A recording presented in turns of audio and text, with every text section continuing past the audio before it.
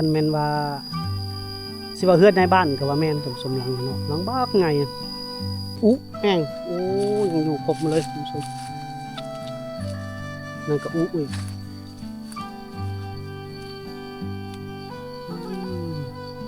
โอ้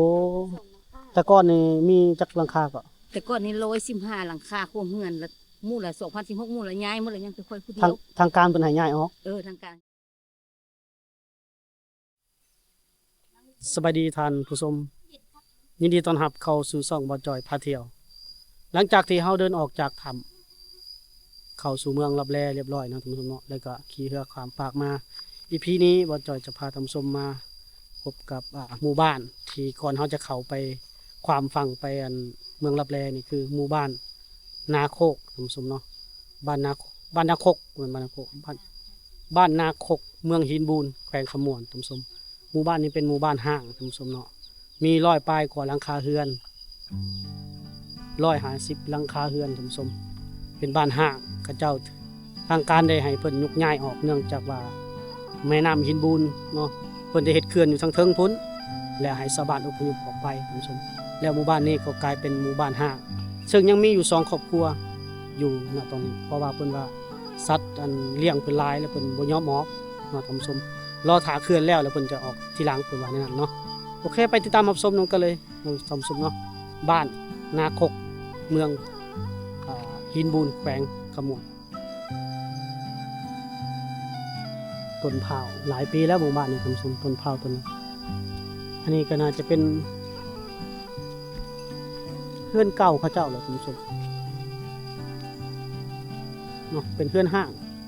ป้าไว้ในนี่เลยแต่ก็เป็นวงไว้เฟืองไว้ยังให้กับสัตว์แต่ว่าสัตว์เลี้ยงเพิ่นยังเอามาเลี้ยงอยู่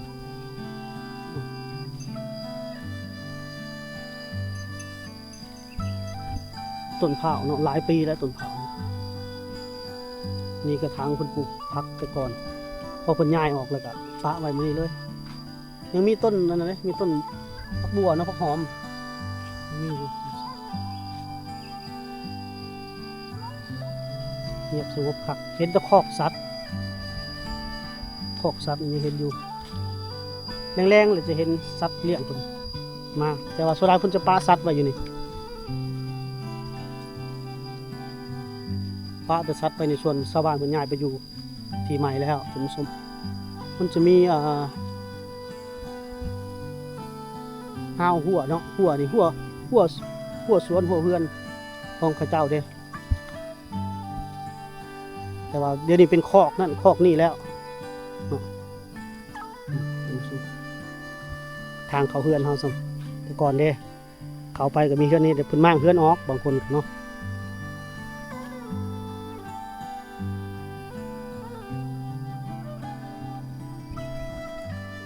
กันสิแม่นว่าตามทาง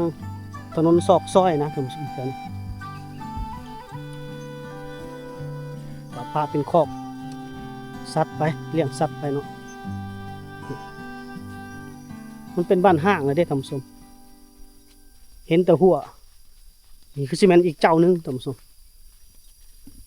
แต่ว่าเพิ่นมาออกไปแล้วเนาะอีกเจ้านึงเจ้าพอจอยเห็นนั่นจักตออย่างท่านผู้ชมทางนั้นมีต้นไม้ต้นงิ้วต้นลำไยต้นมะม่วง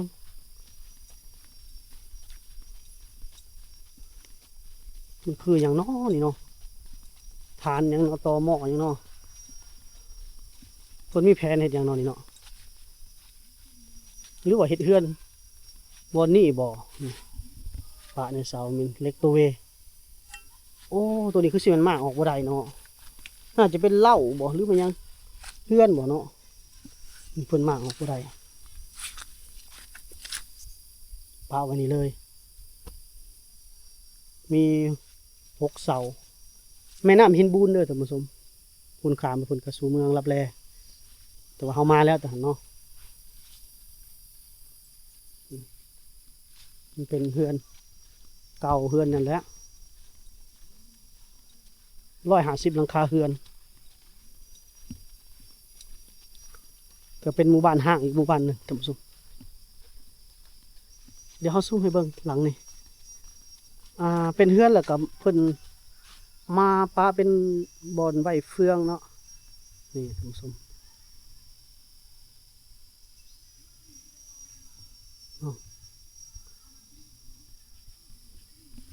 บ่อนไว้เฟืองไว้เลี้ยงสัตว์เป็นเดินเป็นอันเป็นไว้ให้เลี้ยงสัตว์เลยเลี้ยงงัวเลี้ยงควายแรงๆจะมีงัวควายมาหลายท่านผู้ชมตัวหน้าเฮาก็เป็นเสาเก่าที่เพิ่นย้ายออกแล้วท่านผู้ชมเนาะคือสิแม่นค้างหนีบอยู่นี่เลยท่านผู้ชมเนาะย้ายออกเลยแต่ทีนี้เนาะนี่ก็เฮือนหลังบักใหญ่เนาะเฮือนหลังบักใหญ่เลยท่านผู้ชมเพิ่นก็บ่ได้มากเด้ปะเลยบางคนก็มากเอาคือนี่เสาตัวนี้เนาะหันน็อตออกเลยเหลือแต่เสาคือย้ายออกเลยท่านผู้ชมเนาะย้ายไปปลูกมันใหม่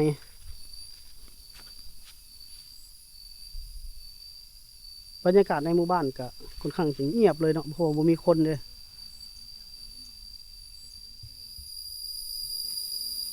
นี่ก็อีกหลังหนึ่งท่านผู้ชมเนาะคือซีเมนต์กำลังตั้งเสาก่อฝาซาวสุดท้ายก็ได้มางออกพุ่นเหลือแต่ตอหม้อมีแต่ตอทางในพุ่นเนาะก็ได้จำเป็นได้ย้ายออกท่านผู้ชมเมื่อทางการสั่งลงมาแหละเพราะว่าทางเทิงมีเขื่อนเด้กำลังสร้างเขื่อนทางนี้ก็ต้องเตรียมออกไปโอ้ชาวบ้านก็คือสิเสียดายเนาะท่านผู้ชมเพื่อจะปลูกฝังเพื่อที่สร้างหยังขึ้นมาสำเร็จแล้วแบบมันผูกพันอ่ะอยู่แต่น้อยจนใหญ่เนาะท่านผู้ชมเนาะอยู่ตั้งแต่น้อยจนใหญ่แล้วพอมาใหญ่นะพระเจ้าก็คงจะผูกพันแล้วบ่ว่าเพิ่นบ่ว่าเฮาแหละแต่ว่าทางการสั่งออกมาแล้วจำเป็นได้ย้ายแล้วหลายคนก็ย้ายออกไปเด้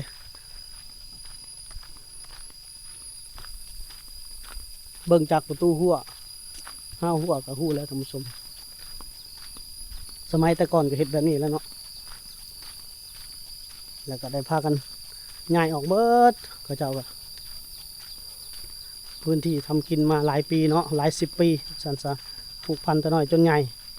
แต่เมื่อมีการพัฒนาหรือมีการตกแต่งขึ้นมาอีกเนาะคือเพิ่นสร้างเขื่อนขึ้นมาเพิ่นก็ต้องได้ย้ายออกไปเนาะท่านผู้ชม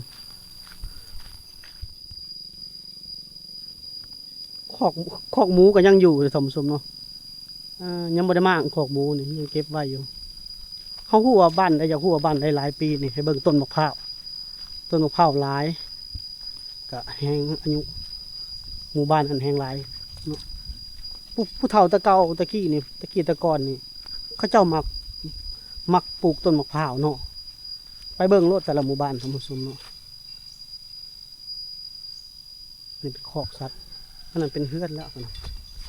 เป็นเฮือนแล้วก็มากออกไปบ่หมดว่าซั่นซะก็มากประมาณใดประมาณหนึ่ง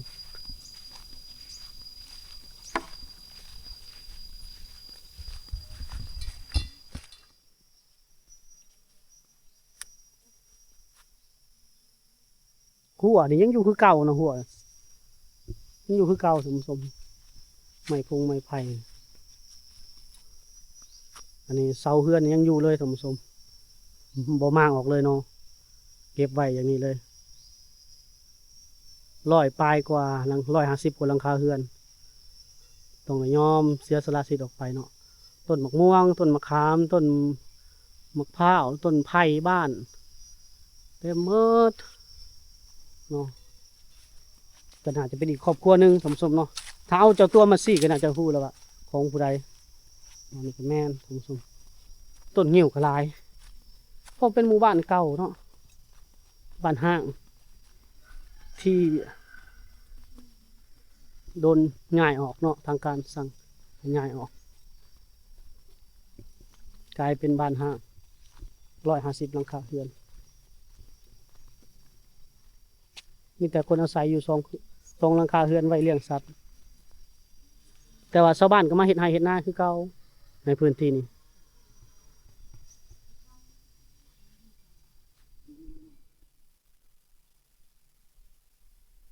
ครอบครัวที่เขาเจ้าย้ายมาอยู่นี่คือมาอยู่เพื่อเลี้ยงสัตว์ แต่เขาเจ้ายังจะถูกย้ายกลับออกไปถ้าเมื่อใดเคลื่อนสำเร็จรูปแบบเต็มรูปแบบแล้วก็ได้ย้ายออกคือเก่าท่านผู้ชมเนาะบ่ได้ให้อยู่ทางการเพิ่นก็ถือว่าเน้นหนัก100%แล้วว่าบ่ให้อยู่ถืออยู่ไปถ้าเกิดหยังขึ้นมาเขาเจ้าบ่รับผิดชอบได้เกิดมีเคลื่อนซื้อเคลื่อนสุมาเคลื่อนแตกเคลื่อนหยังมาเขาเจ้าจะบ่รับผิดชอบความปลอดภัยเนาะ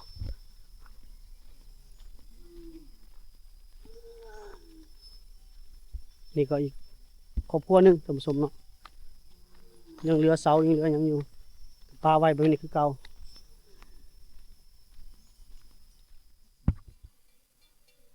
นี่ก็อีกเจ้าหนึ่งท่านผู้ชมเนาะกว้างเติบได้ดินเขาเจ้าก็โอ้แต่เขาเจ้าละเสียดายเนาะท่านผู้ชมเสียดายแหละคิดฮอดดินดอนต้นหญ้าสิ่งหนึ่งที่เฮาสิบ่ฮู้ว่าเมื่ออพยพออกไปแล้วเขาเจ้ามีการจัดสรรที่ดินให้บ่เนาะนี่ก็อีกหลังหนึ่งโอ้อันนี้ยังเป็นหลังคาเรือนเลยอู้บ้านหลังนี้ใหญ่เลยท่านผู้ชมเนาะหลังบักใหญ่บ่ยอมมากออกเลย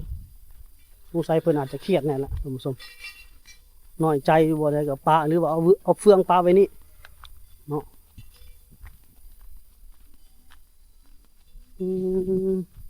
หลังบักใหญ่ท่านผู้ชมเนาะเราก็ปลาให้งัวควายอยู่นี่เลยโอ้เนาะน่าเห็นใจเพิ่นอยู่ว่าเรื่องบ้านนี่ก็คิดฮอดบ้านแล้วเนาะอยู่ไสก็บ่คือบ้านเฮาเพิ่นว่าผมสิ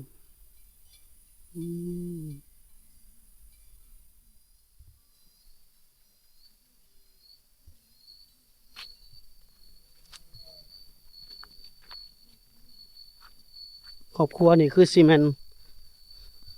ง่ายอุแองนี่ออกบ่ได้เลยนะท่านผู้ชมเนาะเดี๋ยวเฮาสิถามเพิ่นว่าเพิ่นถูกย้ายออกจากปีแล้วเนาะเดี๋ยวสิหาชาวบ้านย่างผ่านเท่านี้เพิ่นย้ายออกนี่จากปีแล้วนี่อุแองโอ้ยังอยู่ครบมาเลยท่านผู้ชมนั่นก็อุอีก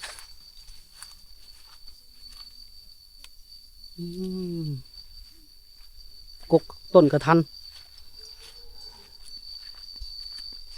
ย้ายออกเลยเนาะเพิ่นก็เอาเฟืองไว้นี่โอ้บ่เอาบ่ยอมมั่งเสาออกเนาะ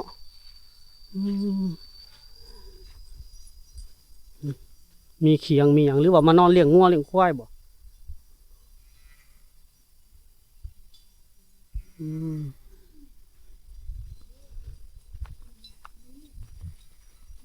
เขาเห็นนั่นบ่อน้ำส้มๆหอมเฟืองเด้หอมเฟือง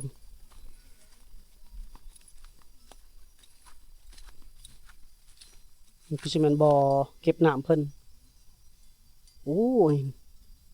ยังอยู่เลยดิท่านผู้ชมโอ้เพิ่นเฮ็ดเรือนครอบครัวนี่เฮ็ดคักเนาะครอบครัวนี่อ๋อตัวเล็กเลยบ่เห็นเลยประมาณ30 เมตรสงสัยยังใช้การอยู่ท่านผู้ชมใช้งานอยู่เนาะโอ้แต่ว่าล่มหมดแล้วเสานี่ล่มหมดแล้วท่านผู้ชมเนาะเสาปุ๊กนี่ล่มหมดเลย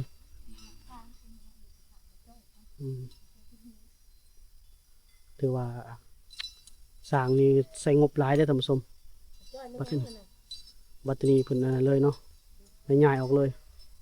ปะไว้นี่เลยหลังนี่ก็ใหญ่เนาะก็เพิ่นบ่ได้มั่งเอาไปนะท่านผู้ชมเนาะหรือว่าให้เขามาเบิ่งบ่ให้ฮู้ว่าบ้านเก่าบ้านเดิมเฮา บ้านเก่าบ้านเดิมเนาะบ่เชิดตกสลุเฮาดิ หรือว่ามีอันนั้นบ่มีเพิ่นสร้างให้ใหม่แล้วบ่สร้างให้ใหม่ก็มั่งเอาเมื่อเนาะธรรมดาเนาะบ่เพิ่นเก็บเว้นบ่จอยชนะนะสมมุติว่าอยู่พุ่นมีการสร้างให้ใหม่นี่เฮาก็ต้องมั่งเอาเมื่อแม่นบ่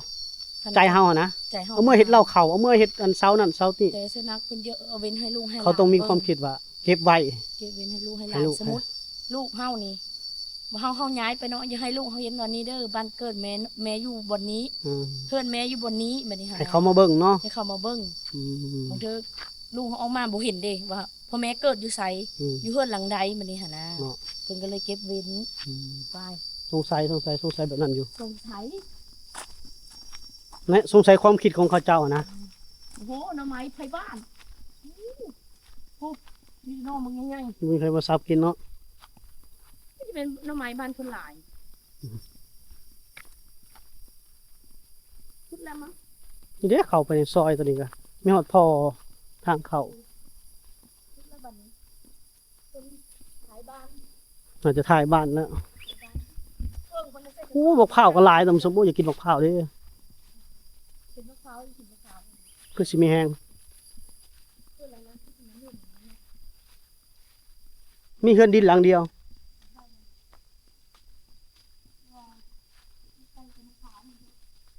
แต่หลังเฮือนเก่ากลายเป็นบ่อนที่เก็บเฟืองไว้ให้งัวกิน ต้นมะยาง ต้นยาง ต้นยูง ซีเมนต์หันขาคุณหันขาคุณเนาะ ใส่ ส่งมานี่คือซีเมนต์หัน บ่ ขา เฮือนนี่ละเฮือนน่ะบ่มีดอกหันข้าง นี่ได้ป่ะจ้อยส่งมานี่มีแต่หันขาเลย อันนี้จ้ะ โอ้โหเราคนเก็บเพิ่งเงิน เก็บเฟืองเฮือนเก่ากลายเป็น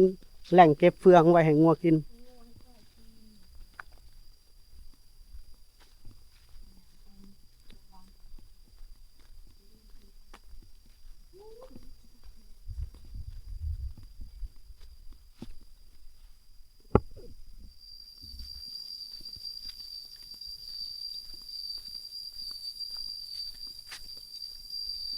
ลักขัวลักหยังก็บ่ได้ก้นบ่ได้หยังเลยเนาะท่านผู้ชมเก็บไว้แบบนี้เลย ต้นมะม่วงก็หลาย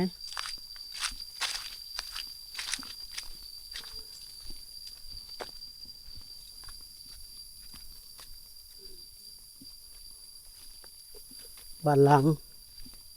หมู่บ้านล้างโอ้ครอบครัวนี่คือสิใหญ่ขนาดเนาะเพิ่นบ่ได้ยอมย้ายออกเลยเด้อท่านผู้ชมยังเก็บไว้คือเก่าเลยเนาะ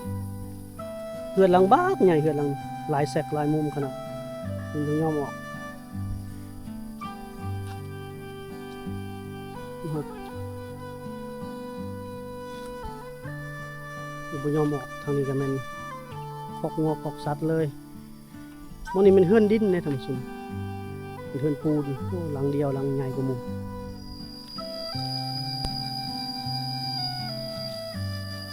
คันแม่นว่าสิว่าเฮือดในบ้านก็ว่าแม่นตำสมหลังนี่เนาะหลังบักไงมีแซกนั่นแซกนี่ตัวมีลูกตงลูกติ่งทั้งแน่ได้แต่ว่าปัจจุบันนี่ก็ป้าให้งัวเขามานอนอาศัยพักอาศัยได้ตำสมโอ้โหเนาะคือว่าบ้านหลังใหญ่เติบแล้วครอบครัวนี่ครอบครัวใหญ่ละคือบ่จอยเว้าแล้ว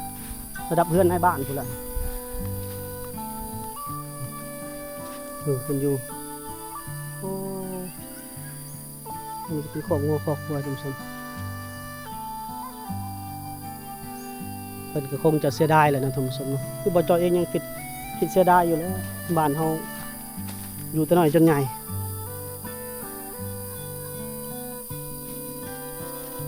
เป็นบ้านดั้งเดิมบ้านเก่าแก่เลยท่านผู้ชมเสานี่เสาบักใหญ่เนาะเสาบักใหญ่เฮ็ดลูกตอกลูกติ่งปูแป้นปูสมุนิกลายเป็นหมู่งัวนอนแล้วแป้นเปิ้นก็บ่ยอมมากออกไปเลยเนาะบ่ยอมมากออกข้างนุงข้างหนีบก็ไม้ตะเก้านี่เป็นไม้แดงไม้ดูได้สมสมมาเฮ็ดเฮือนเพื่อเพิ่นสิได้เฮือนหลังหนึงโอ้ทุกมันง่ายๆนี่ลายเพิ่นเฮ็ดลูกติ่งงามเนาะเฮือนบ่ฮ้านเฮือนตะเก้าตะกี้แหละสมสมมีการต่อทรงต่อเสาถึกลึกนองงามเนาะถือว่าหลังใหญ่ละบ่จอยจนว่าเฮือนในบ้านพุ่นแล้วนี่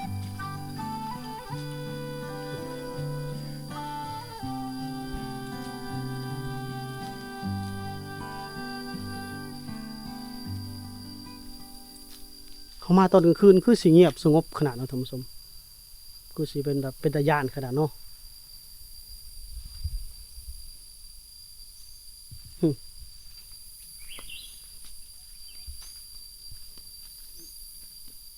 เพิ่นก็น่าจะคิดฮอดแหละท่านผู้ชมคิดฮอดแน่นอน แล้วก็คงจะทำใจบ่ได้แหละเพื่อสิย้ายออกจากที่นี่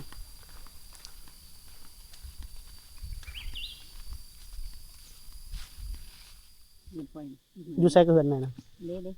โอ้ปกตินี่ โอ้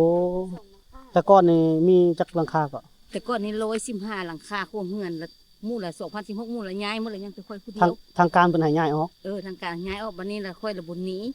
ค่อยละมีเบละบ่มีบ่อนไว้เบละค่อยละอยู่นี้บัดนี้ละเขาเจ้าละทยอยมาอยู่ใหม่อันนี้เขาเจ้ามาสัมปทานแล้วเขาเจ้าอยู่นี้ แล้วก็มีคนแสดงว่า เลยมาอยู่ใหม่ วันนี้มีคนเขากลับมาอยู่ใหม่เนาะเพิ่นบ่ว่าหยังบ่เฮามาอยู่นี่ โอ้ บ่ว่า ค เนาะ นก็บ่ได้รับประกัน โดย เคลื่อนนี่แล้วก็เพิ่นก็ให้ เคลื่อนยังบ่ทันได้แล้ว เนาะ เนาะ แล้ว เคลื่อนอยู่เทิงนี้ นั่นล่ะ โอ้เคลื่อนน้ำหินบูนเนาะ เคลื่อนให้บุญบ่แล้ว โด บ่ ย แล้วแล้วเขาก็บ่มา โดย เอามือเขาไปถึงเนี่ย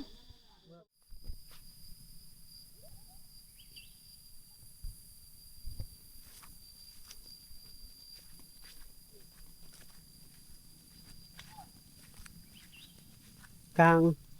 างในหมู่บ้านเนี่ยท่านผู้ชมเนาะในกลางหมู่บ้าน มีคนมาอยู่คืนอยู่เนาะอยู่2-3หลังคือบ่จอยว่ามาแล้วอันนั้นก็ชาวบ้านเพิ่นก็ยังไปปลูกเอาต้นยางพาราไปปลูกอยู่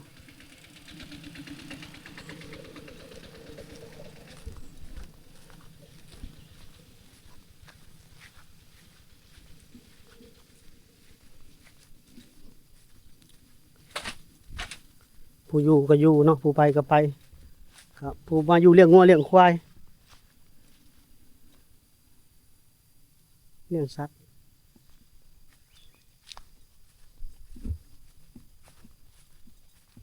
ต้นกล้วย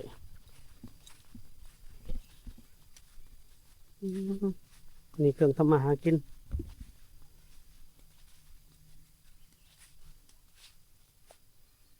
ยังหอยไว้อยู่ในนอกตมส้มตัวนั้นตัวจับหนู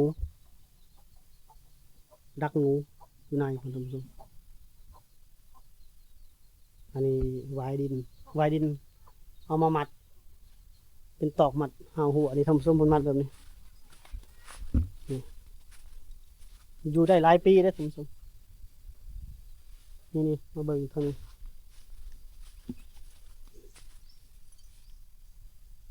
มาจนมันเก่ามาเลย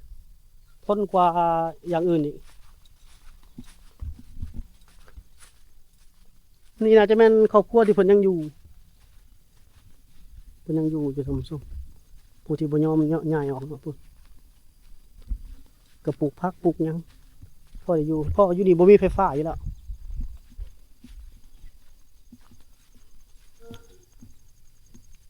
ยังอยู่3หลังคาเรือนเนาะแต่เบ็ดอยู่หลังคาแรกแล้วก็เพิ่นก็ย้ายมาอยู่น้ำอีก แต่ได้อยู่บัดนี้เขาเจ้าก็บ่ได้เฮ็ดเรือนหลังใหญ่ได้บัดนี้อยู่เรือนหลังเดิมนี่ผู้ที่ย้ายออกหลังนี้ย้ายออกคือเก่า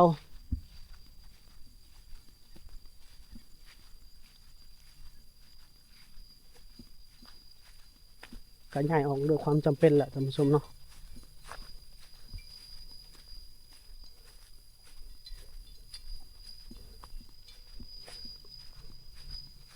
เห็นอยู่เสาไฟฟ้าแต่ว่าบ่มีไฟฟ้าเด้บ่ได้เข้ามาหรือว่าปลดออกบ่จอยก็บ่ฮู้นำตัวนี้เนาะแต่เบิ่งแล้วน่าจะบ่ได้นำไฟฟ้าเข้ามากลางคืนนี่โอ้คือสิน่ากลัวขนาดนั้นตะย้านขนาดโอเคท่านผู้ชมเนาะคลิปวิดีโอนี้ก็ดำเนินมาฮอดท้ายคลิปแล้วท่านผู้ชมเนาะนี่คือบ้านห้างบ้านนาคกเมืองหินบูนแขวงขมวนท่านผู้ชมเนาะบ้านนี้150หลังคาเรือนกลายเป็นบ้านห้างบ้านที่ถือผลกระทบจากการสร้างเขื่อนเนาะท่านผู้ชมเนาะสร้างเขื่อนทางการเพิ่นก็ได้สั่งให้ออกย้ายออกโดยทันทีเนาะหลังจากที่มีแผนอนุมัติเรียบร้อยแล้วก็ได้ย้ายออกเรียบร้อยท่านผู้ชมเนาะก็ยังอยู่2-3หลังคาเรือนที่มาอยู่ไว้เลี้ยงสัตว์เลี้ยงหยังแต่ภายภาคหน้าก็เขื่อนสำเร็จเสร็จสมบูรณ์ทุกคนก็จะย้ายออกหมดเลยท่านผู้ชมเนาะโอเคคลิปวิดีโอนี้บอสจอยจะขอจบคลิปไว้สำหรับท่านผู้ชมฝากกดไลค์กดแชร์กดติดตามซับกระดิ่งไว้เด้อจะบ่ได้พลาดคลิปใหม่ๆของบอสจอยเนาะ พบกันใหม่ใน EP หน้าสำหรับ EP นี้สำบายดี